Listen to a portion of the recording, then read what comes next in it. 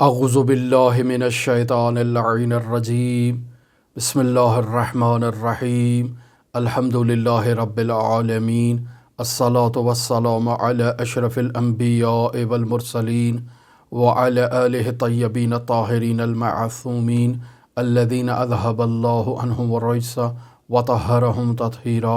اللہم صل علی محمد وآل محمد اللہم اخرجنا من الظلمات الوہم واکرمنا بنور الفہم اللہم افتح علینا ابواب رحمتک وانشر علینا خزائن علومک برحمتک یا ارحم الراحمین۔ عزیزان محترم، ہماری آپ کے ساتھ گفتگو معرفت نفس کے باب میں جاری تھی اور اب تک اس سلسلے کے 15 درس آپ کی خدمت میں بیان ہو چکے ہیں۔ نہایت ہی حساس اور اہم موضوع کی طرف اشارہ کرنا چاہ رہے ہیں۔ گزشتہ گفتگو کا خلاصہ آپ کی خدمت میں پیش کرتا چلوں کہ ہم نے بیان کیا کہ انسان کی حقیقت اس کا نفس ناطقہ ہے۔ یہ جسم نفس کے اختیار میں ایک آلے کے طور پر دیا گیا ہے۔ تمام جسمانی ادراکات در حقیقت انسان کے نفس ناطقہ سے متعلق ہیں اور انسان کے نفس ناطقہ کی خدمت کرتے ہیں۔ یہ بیان ہوا کہ موت اور نیند دو ایسی حقیقتیں ہیں کہ جو انسان کے جسم سے متعلق ہیں۔ انسان کا نفس ناطقہ نہ تو اس کو موت آتی ہے اور نہ ہی نفس ناطقہ جو ہے وہ نیند میں جاتا ہے۔ بیان ہوا کہ انسان کا نفس ناطقہ مجرد عن المادہ ہے اور خداوند متعال اس نفس ناطقہ کو نیند اور موت کی کیفیت میں قبض کر لیتا ہے۔ پس نفس ناطقہ نہ تو سوتا ہے نہ اونگتا ہے، کیوں؟ چونکہ نفس ناطقہ ایک ایسا حی ہے کہ جسے عارضی طور پر بھی موت نہیں آتی ہے۔ اس نفس ناطقہ کی حیات خداوند متعال سے سرچشمہ پکڑتی ہے اور جسم ہے کہ جو لحظہ بلحظہ ڈھلتا جاتا ہے اور جسم ہے کہ جسے موت آتی ہے۔ اگر انسان اپنے نفس ناطقہ کو ریاضت دے تو یہ نفس ناطقہ عالم غیب سے متصل ہو سکتا ہے، عالم برزخ سے متصل ہو سکتا ہے،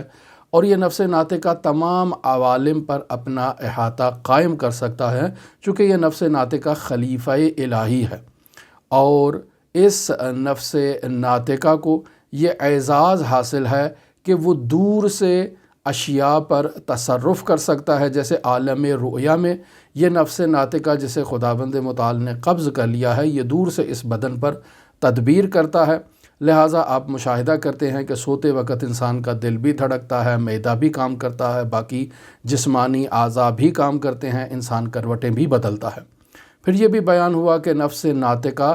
زمان و مکان کا محتاج نہیں ہے۔ یہ ہمارا جسم ہے کہ جسے زمان کی بھی ضرورت ہے، مکان کی بھی ضرورت ہے۔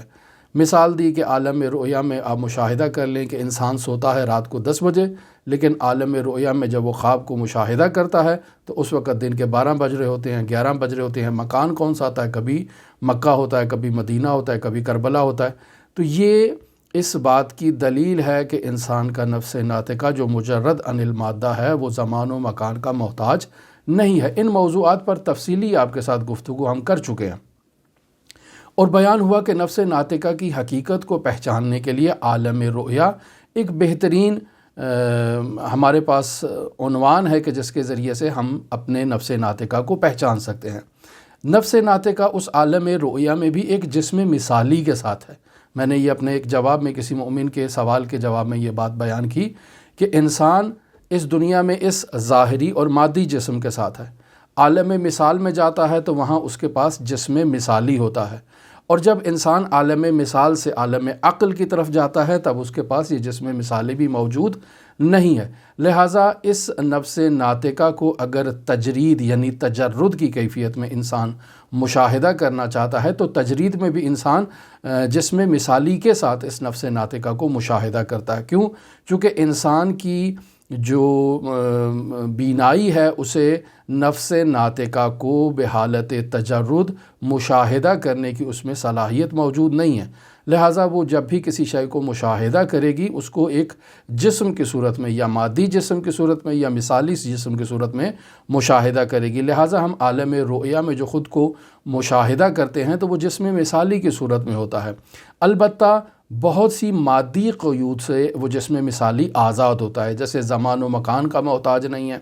جیسے وہ جسم مثالی اس بدن مادی کی طرح بہت سے لوازمات مادی کا محتاج نہیں ہوتا ہے۔ ہماری آج کی آپ کے ساتھ گفتگو عالم رؤیا سے متعلق ہے، یعنی خواب کی کیفیت کو آپ کی خدمت میں بیان کرنا چاہتے ہیں، خواب کی اقسام کو آپ کی خدمت میں بیان کرنا چاہتے ہیں۔ نفس ناطقہ خواب کے ذریعے سے اپنے سے باہر عالم، جسے عالم خارج کہا جائے، اس سے مرتبط ہوتا ہے۔ یہ کچھ اصطلاحات ہیں کہ جن اصطلاحات کو اگر آپ ذہن نشین کر لیں تو ہماری گفتگو آپ کی خدمت میں سمجھنا آسان ہو جائے گی۔ جب ہم نفس کہتے ہیں تو ہماری مراد نفس ناطقہ ہے جو فلسفے میں بیان کیا جاتا ہے، اسی نفس کے متعلق، یا روح آپ اس نفس کو بھی کہہ سکتے ہیں۔ تو یہ نفس ناطقہ جو عالم رؤیا میں چلا جاتا ہے، یعنی نیند میں ہوتا ہے، تو نیند کے باہر جو عالم، جسے عالم خارج کہا جائے، اس عالم خارج سے یہ نفس ناطقہ مرتبط ہوتا ہے۔ لہٰذا ہم پہلے خوابوں کی انواع پر ایک مختصر سی گفتگو یا اس کی اقسام کا لاعقل ایک ٹائٹل آپ کی خدمت میں بیان کر دیں، بعد میں رؤیائے صادقہ اور سچے خوابوں کے بارے میں آپ سے گفتگو کریں گے۔ لہٰذا خواب ایک جہت سے عالم خارج سے اس طرح سے نسبت رکھتے ہیں کہ انسان اپنے خوابوں میں ماضی سے متعلق یا مستقبل سے متعلق حقیقی واقعات کو مشاہدہ کرتا ہے یا ان حقیقی واقعات کو مشاہدہ نہیں کرتا ہے۔ لہٰذا اگر آپ خواب کی اقسام کو بیان کرنا چاہیں تو دو کلی اقسام کو بیان کیا جا سکتا ہے۔ پہلی قسم یہ ہے کہ نفس ناطقہ عالم خارج سے رابطہ قائم کرتا ہے، دوسری قسم یہ ہے کہ یہ نفس ناطقہ خواب میں عالم خارج سے رابطہ قائم نہیں کرتا ہے۔ مفسر عظیم الشان قرآن علامہ محمد حسین طباطبائی رحمۃ اللہ علیہ بیان کرتے ہیں کہ خواب ایک امر ادراکی ہے، یعنی ایک ایسا امر ہے جسے انسان ادراک کرتا ہے، اور اس خواب کے اندر انسان کی قوہ خیال بہت اہم اثر رکھتی ہے۔ لہٰذا سب سے پہلے ہم قوہ خیال کو بیان کریں گے کہ خیال کہتے کسے ہیں۔ خیال اگر لغت میں آپ رجوع کریں تو آئینے کو کہا جا سکتا ہے،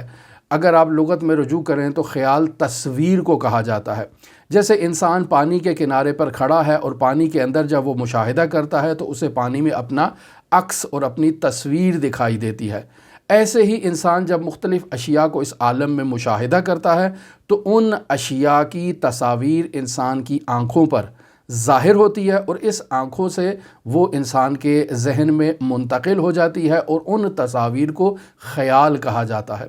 فلاسفہ کہتے ہیں کہ انسان کا حافظہ حسی ادراکات کو ذہن نشین کر لیتا ہے جنہیں بعد میں خیال کہا جاتا ہے۔ پس یہ حسی ادراکات، یعنی یہی جو ادراکات انسان جنہیں محسوس کرتا ہے، یعنی سننا، آواز، انسان اس آواز کو محسوس کرتا ہے، انسان لمس کرتا ہے، انسان دیکھتا ہے، انسان سونگھتا ہے، یہ مختلف قسم کے ادراکات ہیں جو انسان کے پاس موجود ہیں۔ ان ادراکات کو انسان اپنے ذہن میں منتقل کرتا ہے اور پھر وہاں انہیں محفوظ کر لیتا ہے، اور ان ادراکات حسی ذہنی کو خیال کہا جاتا ہے۔ لہٰذا ہماری جو خیال کی توانائی ہے، خیال کی قوت جو ہے، وہ مسلسل مصروف ہے، کیونکہ ہم مسلسل اپنے ادراکات کا استعمال کرتے ہیں، اور چیزوں کو نیند کی حالت میں ہوں تب بھی ہم انہیں محسوس کرتے ہیں، بیداری کی حالت میں ہوں تب بھی ہم اشیاء کو ادراک کرتے ہیں، اور ان ادراکات سے تصاویر کھینچ کے اپنے ذہن میں منتقل کرتے ہیں۔ پس در واقع یوں کہا جائے کہ انسانی خیال نفس ناطقہ کے ہاتھ میں ایک کیمرے کا کردار ادا کرتا ہے۔ مثلا وہ افراد جو تصاویر کھینچنے کے بہت شوقین ہیں، وہ جہاں جائیں آپ دیکھیں کہ تصاویر کھینچتے ہیں، اور بس اوقات کیمرے میں یہ صلاحیت پائی جاتی ہے کہ وہ ایک دم جو ہے نا وہ ایک دوسرے کے پیچھے تصاویر جو ہے وہ بالکل کھینچتا چلا جاتا ہے، اچانک 10 سیکنڈ میں وہ کئی تصاویر جو ہے وہ کھینچ لیتا ہے۔ یہ اس کیمرے کے اندر صلاحیت پائی جاتی ہے۔ اسی طرح انسان کے ادراکات میں بھی یہ صلاحیت پائی جاتی ہے کہ وہ جن چیزوں کو درک کرتا ہے ان چیزوں کو اپنے حافظے میں، اپنے ذہن میں منتقل کر دیتا ہے۔ مثلا اگر آنکھ سے درک کر رہا ہے تو آنکھ سے اسے منتقل کرے گا، کان سے اگر درک کر رہا ہے تو کان سے منتقل کرے گا، اگر ہاتھوں سے درک کر رہا ہے تو ہاتھوں سے منتقل کرے گا، اگر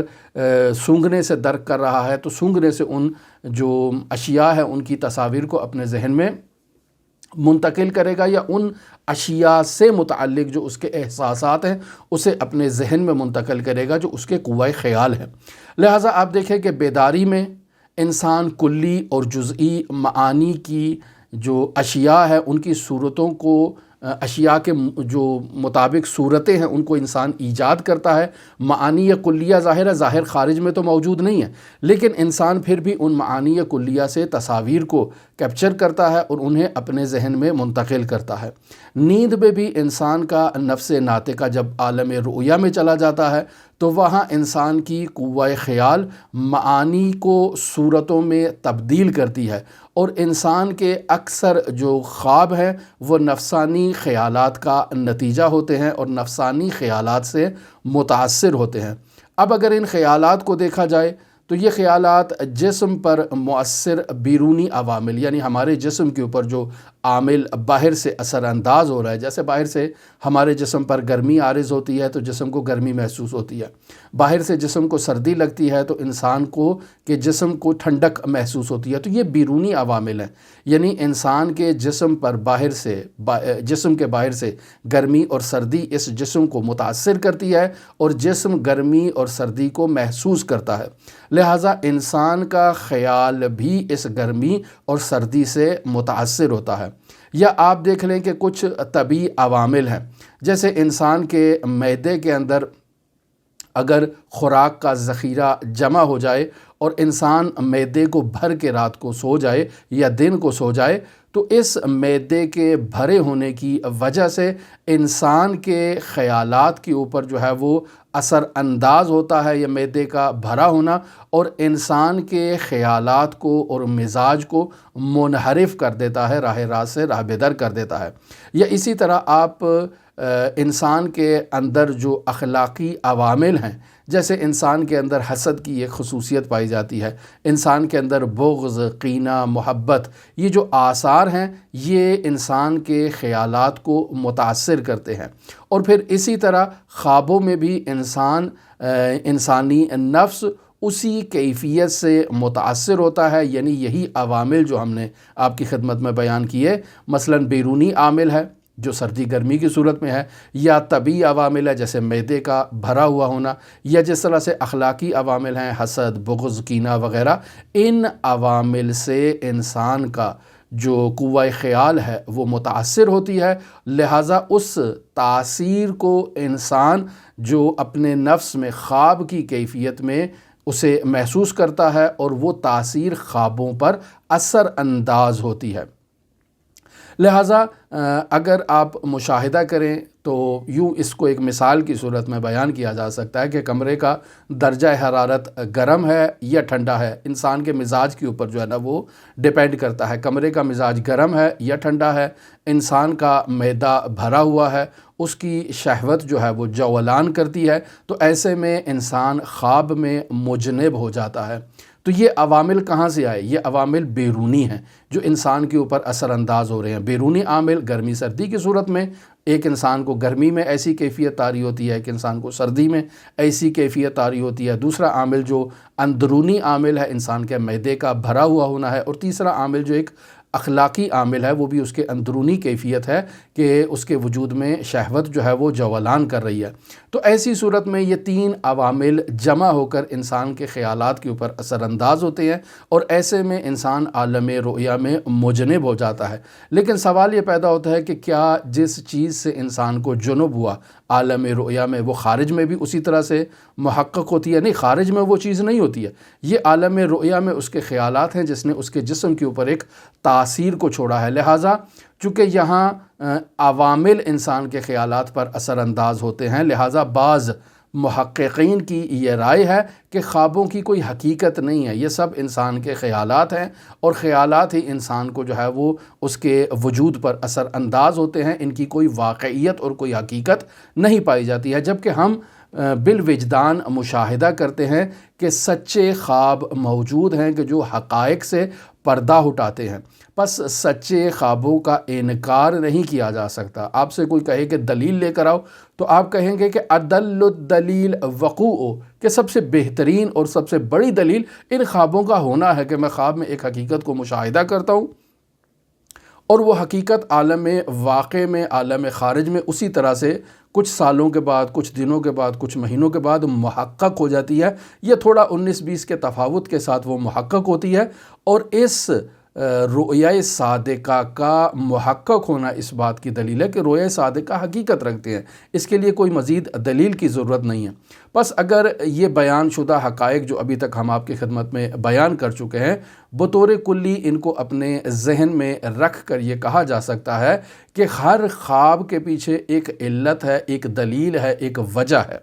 اور یہ جو خواب کی انواع ہم نے آپ کی خدمت میں بیان کی، یہ انسانی ادراکات نیند میں انسانی نفس کے اوپر عارض ہوتے ہیں۔ جیسے ہم نے بیان کیا، بیرونی عامل انسان کے خیالات کے اوپر اثر انداز ہوا، انسان کے طبعی عوامل اس کے نفس کے اوپر اور قوہ خیال کے اوپر اثر انداز ہوئے، یا انسان کے اخلاقی عوامل اس کے قوہ خیال پر جب اثر انداز ہوتے ہیں تو ادراکات جو انسان کے نفس ناطقہ پر عارض ہوتے ہیں، ان ادراکات عارضہ کو ہم خواب سے تعبیر کرتے ہیں کہ یہ انسان کے خواب ہیں۔ جبکہ ان ادراکات کے پیچھے اگر اسباب کو انسان تلاش کرے تو وہ اسباب نفس اور خیال میں ایجاد ہوتے ہیں، یعنی انسان کے نفس میں اور انسان کے قوہ خیال میں وہ اسباب اثر انداز ہوتے ہیں جس کے باعث انسان کو خواب آتی ہے۔ بس یوں کہا جا سکتا ہے کہ ہر خواب کی تعبیر کی جا سکتی ہے اور بیان کیا جا سکتا ہے کہ اس خواب کے پیچھے کون سے عوامل برسر پیکار ہیں کہ جن کی وجہ سے انسان نے اس رؤیا کو مشاہدہ کیا ہے۔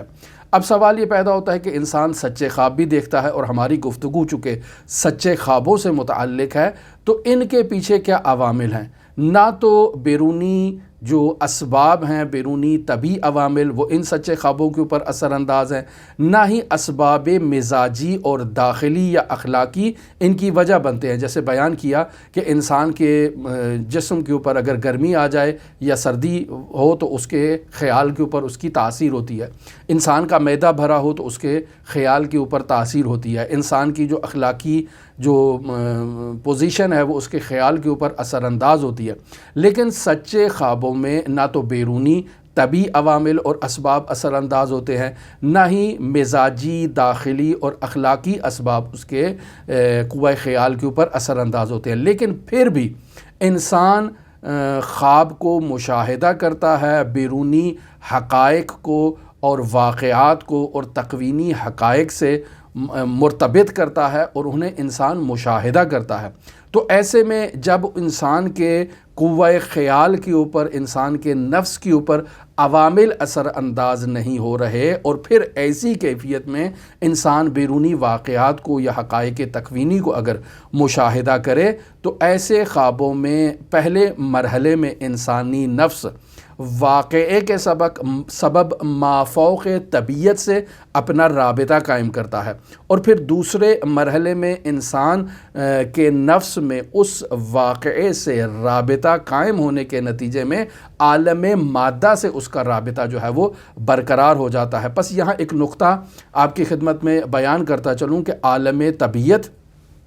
جو عالم مادہ ہے، اس عالم مادہ سے مافوق عالم مثال ہے، اور عالم مثال سے مافوق جو ہے وہ عالم عقل ہے، اور یہ عوامل جو ہے انسان کا نفس ناطقہ ان عوالم سے مرتبط رہتا ہے۔ یہ جو مثال کہا، یہ جو عقل کہا، یہ انسانی طبیعت کے لیے ایک سبب کا کردار ادا کرتے ہیں۔ جیسے بیان ہوا کہ انسان کے قوہ خیال کے اوپر اسباب اثر انداز ہوتے ہیں، اور ان اسباب کے اثر کے باعث انسان عالم رؤیا میں اشیاء کو مشاہدہ کرتا ہے۔ یہاں عالم مثال یا عالم عقل یہ انسان کے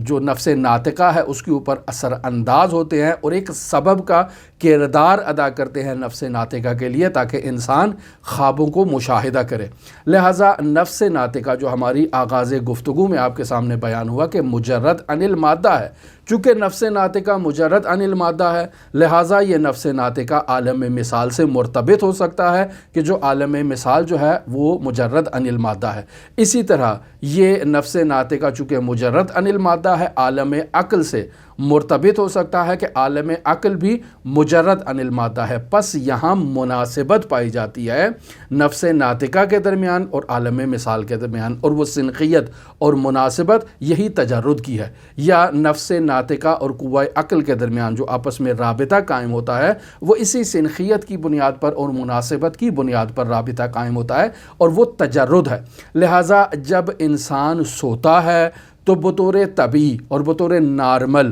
وہ طبیعی امور اور خارجی امور سے منقطع ہو جاتا ہے، چونکہ جسم اس کا اب بستر پر پڑا ہے اور باقی بیرونی عوامل اس پہ اثر انداز نہیں ہو رہے، اور انسان کا نفس ناطقہ جو مجرد عن المادہ ہے یہ عالم مثال میں چلا جاتا ہے اور عالم مثال سے جو ہے وہ رابطہ قائم کرتا ہے، یا عالم عقل کی طرف متوجہ ہوتا ہے اور عالم عقل سے اپنا رابطہ قائم کرتا ہے۔ لہٰذا جتنی اس نفس ناطقہ میں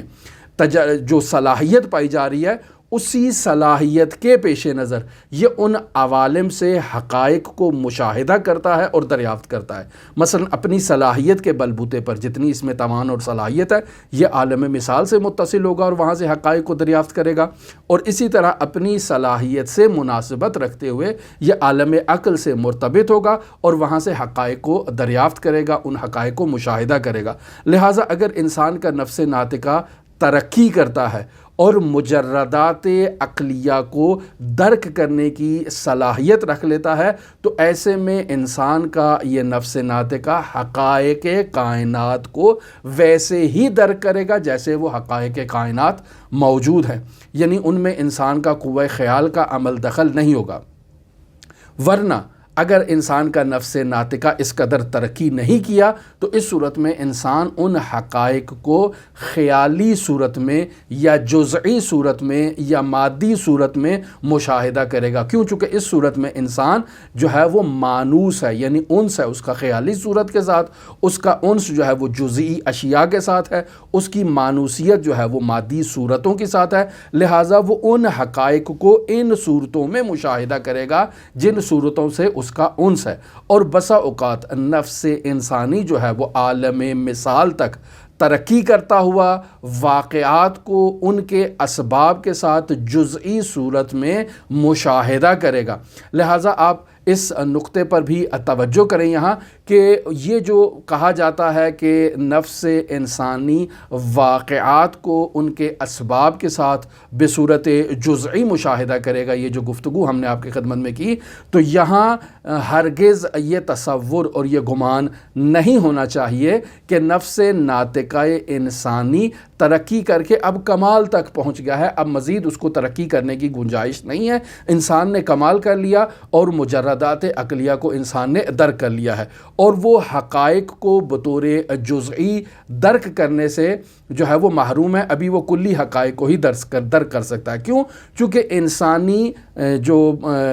نفس ناطقہ ہے وہ مرتبہ عقلی میں ہونے کے باوجود مرتبہ خیال سے ابھی متصل ہے اور وہاں پر بھی حاضر ہے، لہٰذا ہمیں ان خیالات میں اور ان خوابوں میں دیکھنا یہ ہوگا کہ وہ کون سے عوامل ہیں کہ جو انسان کے خواب اور انسان کے رؤیا کے اوپر اثر انداز ہوتے ہیں۔ پہلے مرتبے میں ہم آپ کی خدمت میں یہ کہتے ہیں کہ اگر انسان کی قوہ خیال عالم خارج سے شدت کے ساتھ متاثر ہے تو عالم خارج میں سے جو متعلق صورتیں ہیں وہ انسان کے خواب میں اور انسان کے جو رؤیا ہے اس میں مداخلت رکھیں گی اور اس میں اثر انداز ہوں گی، اور وہ انسان کے جو خواب ہیں ان خوابوں میں اسی عالم خارج میں موجود جو صورتیں ہیں اسی صورتوں سے مناسب صورت انسان کے قوہ خیال میں منعکس ہوگی اور تجلی کرے گی۔ دوسرے مرحلے میں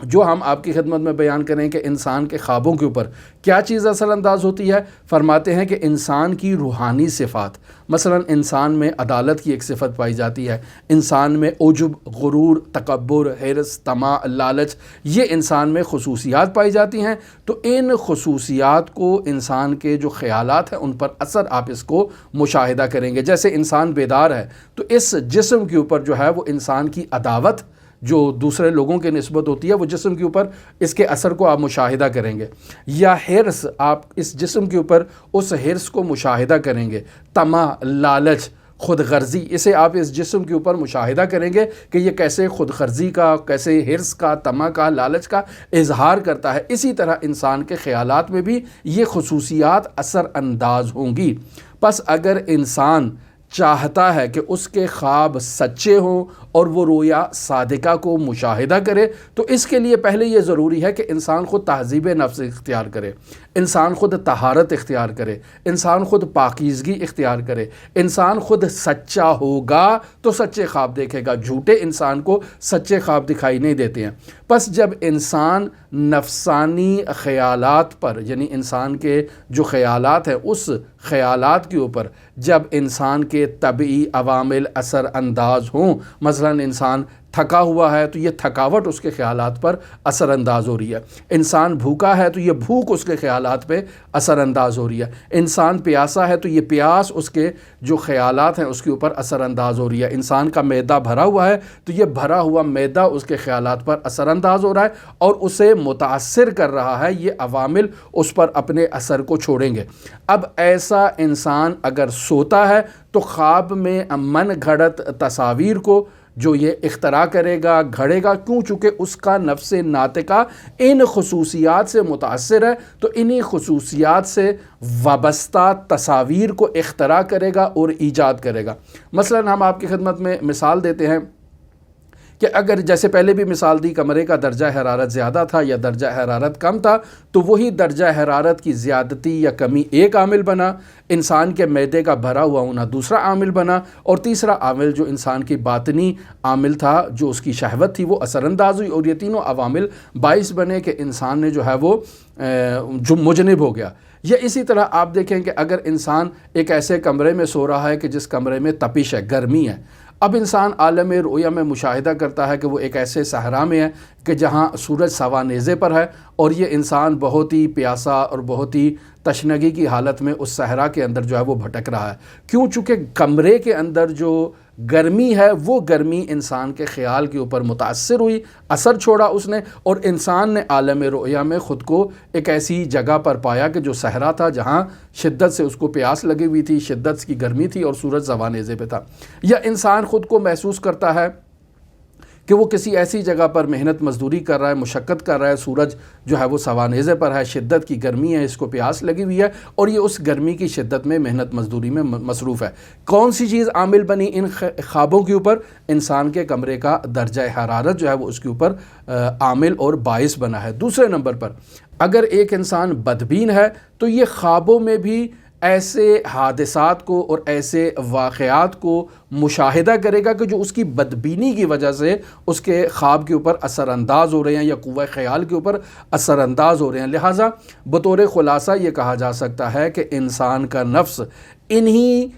جو عوامل ہیں ان کی حکایت کرتا ہے کہ جو اس کے قوہ خیال کے اوپر اثر انداز ہو رہے ہیں۔ وہ عوامل طبعی ہو سکتے ہیں، وہ عوامل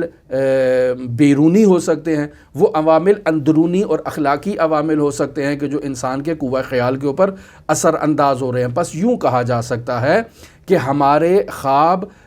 حقیقت کی ترجمانی نہیں کر رہے، کیونکہ ہمارے خوابوں کے اوپر یہ عوامل اپنا اثر چھوڑ رہے ہیں۔ اگرچہ ان خوابوں کی بھی اپنی ایک تعبیر ہے اور اس تعبیر کو بیان کرنے کے لیے انسان انہی عوامل کا سہارا لے سکتا ہے کہ جن عوامل میں اس نے اس خواب کو مشاہدہ کیا ہے۔ لہٰذا اگر آپ میرے پاس رجوع کریں، البتہ میں ایسے کام کرتا نہیں ہوں، لیکن اگر آپ کسی ایسے عالم کی طرف رجوع کریں جو تعبیر خواب کو بیان کرتا ہے،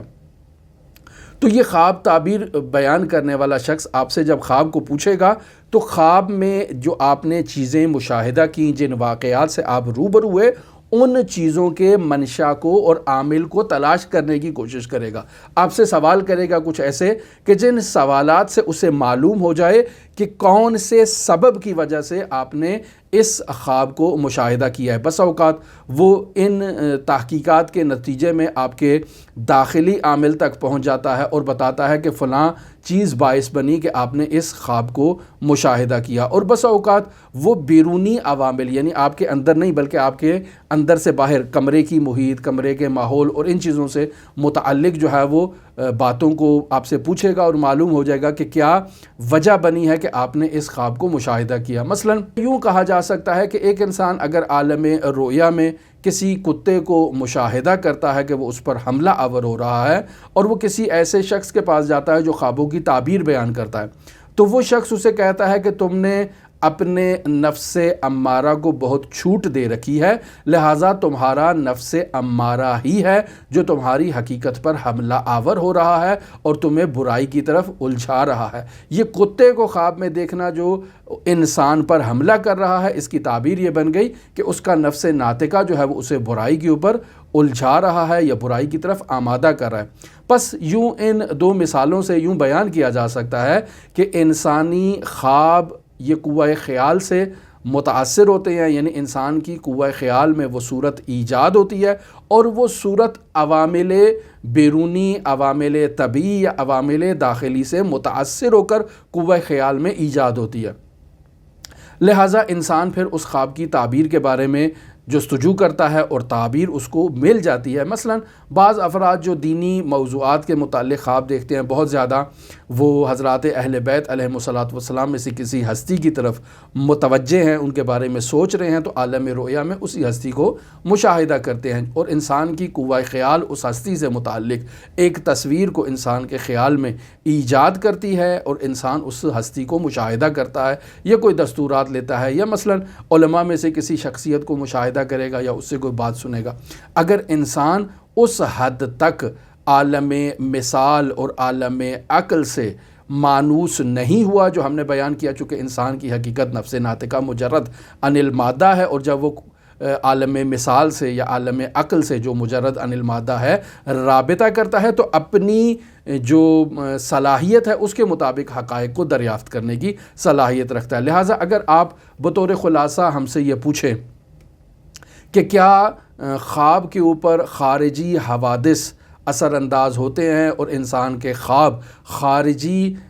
حوادث سے متاثر اور مرتبط ہوتے ہیں، تو ہم کہیں گے کہ یا مثلا آپ کہیں کہ کیا انسان کا نفس ناطقہ جو خارج میں ہونے والے واقعات کو پہلے سے یا ان دیکھ لیتا ہے یا ان سے پس پردہ حقائق سے رابطہ قائم کر سکتا ہے؟ کیا ایسا ہو سکتا ہے کہ انسان خواب کے اندر خارجی واقعات کو مشاہدہ کرے یا مستقبل میں ہونے والے واقعات کو اور خبروں کو خواب میں مشاہدہ کرے؟ تو کہیں گے جی ہاں، مشاہدہ کر سکتا ہے، اور اسی کو تو ہم آپ کی خدمت میں بیان کر رہے ہیں کہ یہ رؤیا صادقہ ہے، چونکہ انسان ہمیشہ اپنے خیالات کے ساتھ رہتا ہے اور اس کے خیالات میں ہر روز لمحہ بلمحہ اضافہ ہوتا ہے، چاہے وہ بیداری کی صورت میں ہو چاہے عالم رؤیا کی صورت میں ہو، ان پہ اضافہ ہو رہا ہے۔ مثلا ایک انسان باغ میں جاتا ہے، صحرا میں جاتا ہے، جو ہے وہ یا اس کے علاوہ بہت سارے ایسے خوبصورت مناظر کو مشاہدہ کرتا ہے، تو ان مناظر سے تصاویر کو کھینچتا ہے اور اپنے قوہ خیال میں اور قوہ ذہن میں ان کو منتقل کر دیتا ہے۔ یا انسان بیداری کے اندر بہت ساری ایسی چیزوں کو مشاہدہ کرتا ہے کہ جو اس کے قوہ خیال میں منتقل ہو جاتے ہیں۔ بس خواب میں بھی انسان جن چیزوں کو مشاہدہ کرتا ہے انہیں اپنی قوہ خیال میں منتقل کر دیتا ہے، بیداری میں بھی انسان جن چیزوں کو مشاہدہ کرتا ہے انہیں اپنے قوہ خیال میں منتقل کر دیتا ہے۔ منتہا ہمارے جو بعض خیالات ہیں وہ ہماری قوہ واہمہ میں اور عالم عقل میں نفس کے پس پردہ وہ سبب جو ان کے آپس میں جن کا آپس میں رابطہ ہے اس کے باعث ان کی صورت جو ہے وہ تبدیل ہو جاتی ہے۔ مثلا قوہ واہمہ میں جو انسان نے چیز کو مشاہدہ کیا قوہ واہمہ کے ذریعے سے، اس کی ایک تصویر اور اس کا ایک معنی تصویر میں بدل کے انسان کے خیال میں ایجاد ہو جاتا ہے، اور باقی بھی تصاویر جو پہلے سے موجود ہوتی ہیں ان سے ترکیب پا کر ایک نئی تصویر کو انسان ایجاد کر لیتا ہے۔ مثلا میں نے سمندر دیکھا ہوا ہے، لیکن میں نے سونے کا سمندر نہیں دیکھا ہے، لیکن میرے قوہ خیال میں یہ صلاحیت پائی جاتی ہے کہ میں اس سمندر کی تصویر کو لوں اور ایک طرف سے سونے کی تصویر لوں، اور ان دونوں تصاویر کو آپس میں جس طرح فوٹوشاپ کے ذریعے سے انسان ان کو مکس کر دیتا ہے اور ان کو بنا دیتا ہے، اسی طرح انسان کی قوہ خیال جو ہے وہ مختلف تصاویر کو آپس میں مکس کرنے کے نتیجے میں ایجاد کرتی ہے اور اختراع کرتی ہے۔ پس انسان کا جو قوہ خیال ہے یہ انسانی جو خیالات ہیں ان کا نتیجہ ہوتا ہے۔ قوہ خیال میں جو چیزیں آتی ہیں وہ انسان کے خیالات ہی کے ذریعے سے آتی ہیں، چاہے وہ خیالات بیداری سے ہیں، چاہے متعلق ہیں، چاہے وہ خیالات انسان کے خواب سے متعلق ہیں۔ پس خارج از نفس جو انسان کا نفس ناطقہ ہے، اس نفس ناطقہ کے باہر جو حقائق ہیں ان حقائق کو انسان مشاہدہ کر کے تصاویر کی صورت میں اپنی قوہ خیال میں منتقل کرتا ہے، اور ان کے ذریعے سے انسان جو ہے وہ مختلف چیزوں کو یا انہی چیزوں کو دیکھتا ہے یا مختلف تصاویر کو آپس میں مکس کر کے دوبارہ اس کی قوہ خیال جو ہے وہ ایک نئی تصویر جو قوہ واہمہ کی بدولت جو ہے وہ انسان کے عقل میں آتی ہے، اس تصویر کو ایجاد کر کے اختراع کر کے انسان مشاہدہ کرتا ہے۔ اب ہم آتے ہیں رؤیا صادقہ کے اوپر، مختصر سی بعض رؤیا صادقہ سے متعلق کہ قرآن مجید میں ایسے رؤیا صادقہ کا ذکر ہے کہ جو خواب میں دیکھی گئی چیزیں ہیں لیکن عالم خارج سے ان کا تعلق ہے۔ مثلا آپ سورہ صافات کی آیت نمبر 105 میں اگر مشاہدہ کریں تو حضرت ابراہیم علی نبینا و علیہ آلاف و تحیت و ثنا نے خواب میں مشاہدہ کیا کہ وہ اپنے بیٹے کو ذبح کر رہے ہیں، لہٰذا وہ حضرت اسماعیل علی نبینا و علیہ آلاف و تحیت و ثنا کو لے گئے اور ان کی گردن پر وہ چھری کو رکھا، اور پھر اس خواب کو جب عملی کرنے کی کوشش کی تو وہ خواب جو ہے وہ وہاں گوسفند آ گیا، وہ دمبا آ گیا اور اس کو ذبح کیا گیا، اور حضرت ابراہیم نے گویا اپنے خواب کو سچا ثابت کر دیا۔ لہٰذا خداوند متعال ارشاد فرماتا ہے قد صدقت الرؤیا، یعنی آپ نے اپنے خواب کی تعبیر کو سچا کر دیا ہے۔ انا کذالک نجزی المحسنین، ہم اسی طرح جو محسنین ہیں ان کو اس کا اجر،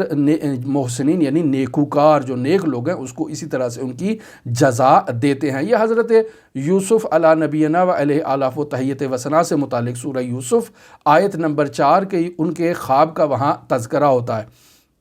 حضرت یوسف کہتے ہیں بسم اللہ الرحمن الرحیم وَإِذْ قَالَ يُوسُفُ لِأَبِيهِ، یوسف نے اپنے والد بزرگوار سے کہا یا ابت، اے بابا جان، انی رأیت احد عشر کوکبا، میں نے 11 کوکب 11 ستارے دیکھے ہیں، والشمس والقمر، اور سورج کو بھی دیکھا ہے اور چاند کو بھی دیکھا ہے، رأیتہم لی ساجدین، کہ وہ سب کے سب جو ہیں وہ مجھے سجدہ کر رہے ہیں۔ تو یہ وہ سچا خواب تھا جو حضرت یوسف علی نبینا نے دیکھا اور بعد میں اس کی تعبیر محقق ہوئی کئی سالوں کے بعد۔ یا تیسرے مورد میں ہم بیان کریں سورہ یوسف ہے اور آیت نمبر 36 ہے، وہ 2 قیدی آتے ہیں حضرت یوسف کے پاس اور آ کر انہیں کہتے ہیں، ان میں سے ایک کہتا ہے کہ میں نے دیکھا ہے کہ میرے سر کے اوپر جو ہیں وہ روٹیاں ہیں کہ جن روٹیوں کو وہ جو ہے نا وہ حیوانات وہاں سے استفادہ کر رہے ہیں اور کھا رہے ہیں۔ لہٰذا حضرت یوسف سے متعلق یہ جو آیت ہے سورہ یوسف آیت نمبر 36 ارشاد ہوتا ہے وَدَخَلَ مَعَهُ السِّجْنَ فِتْيَانٌ، یعنی زندان میں اور قید خانے میں ان کے پاس 2 جوان آئے، قال احدہما، ان 2 جوانوں میں سے ایک نے حضرت یوسف سے کہا انی ارانی اعصر خمرا، میں نے خواب میں دیکھا ہے کہ میں شراب بنا رہا ہوں، وہی ظاہر ہے انگور کو نچوڑنا اور اس سے ایک شراب کو تیار کرنا۔ وقال الآخر، اور دوسرا وہ شخص آ کر حضرت یوسف سے کہتا ہے انی ارانی احمل فوق رأسی خبزا، میں نے خواب میں یہ دیکھا ہے کہ میں اپنے سر کے اوپر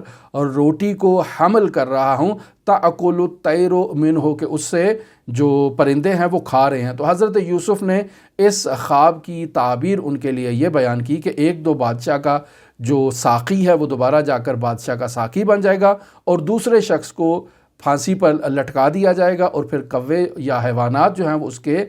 دماغ سے اس کا مغز جو ہے وہ کھائیں گے۔ تو یہ دو تعبیر حضرت یوسف نے ان دو نوجوانوں سے متعلق بیان کی جو انہوں نے عالم رؤیا میں مشاہدہ کیا۔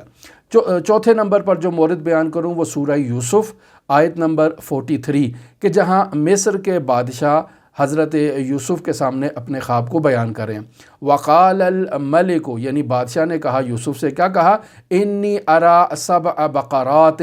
سمان یاکلہن سبع عجاف،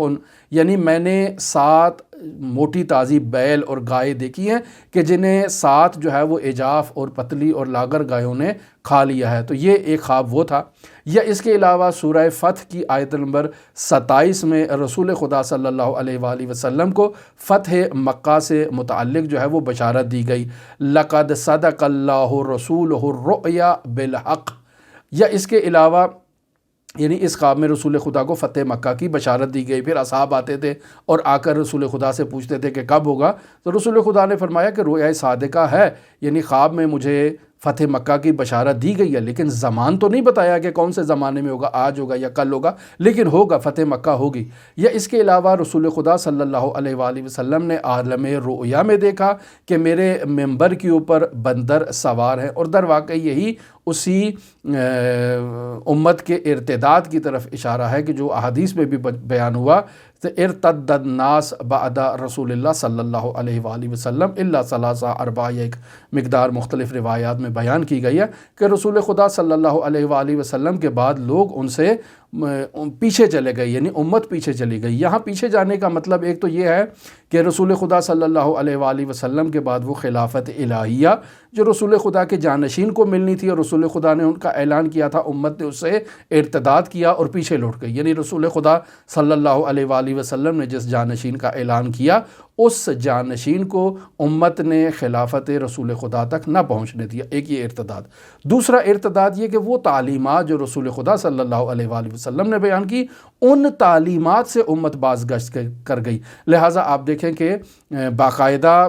بیان ہوا، تاریخ اسلام میں یہ بات بے بانگ دہل بیان کی جا سکتی ہے کہ قرآن و سنت کے ساتھ ایک تیسری چیز جو اضافی کی گئی وہ سیرہ شیخین تھی، جو امیر المومنین کے ساتھ باقاعدہ ایک شرط رکھی گئی کہ اگر آپ قرآن و سنت کے ساتھ سیرہ شیخین پر عمل کریں گے تو ہم خلافت آپ کو دیتے ہیں۔ امیر المومنین نے کہا کہ قرآن و سنت تو ٹھیک ہے، وہ تو اسلام ہے، اس پر میں عمل کروں گا، لیکن سیرہ شیخین اگر قرآن و سنت سے مطابقت رکھتی ہے تو یعنی میں قرآن و سنت پر عمل کر رہا ہوں، اور اگر سیرہ شیخین قرآن و سنت سے متضاد ہے تو پھر میں سیرہ شیخین پر عمل کرنے کے لیے تیار نہیں ہوں۔ لہٰذا خلافت حضرت سید الاوصیاء کو نہیں دی گئی اور تیسرے خلیفہ کو خلیفہ مقرر کر دیا گیا۔ لہٰذا یہ رؤیا سے متعلق ایک مختصر سی گفتگو تھی۔ ابھی اس موضوع پر ہماری آپ کے ساتھ گفتگو جاری ہے۔ ہماری دعا ہے کہ خداوند متعال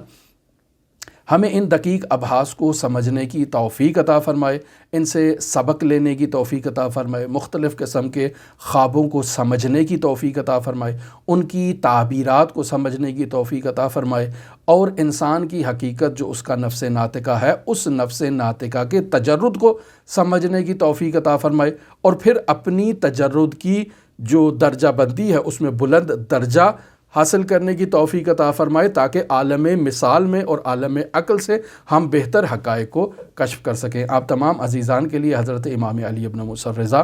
علیہ آلاف و تحیت و ثنا کی نورانی بارگاہ میں نائب الزیارہ بھی ہیں اور دعا گو بھی ہیں۔ اللہم صلی علی محمد و آل محمد وعجل فرج قائم آل محمد۔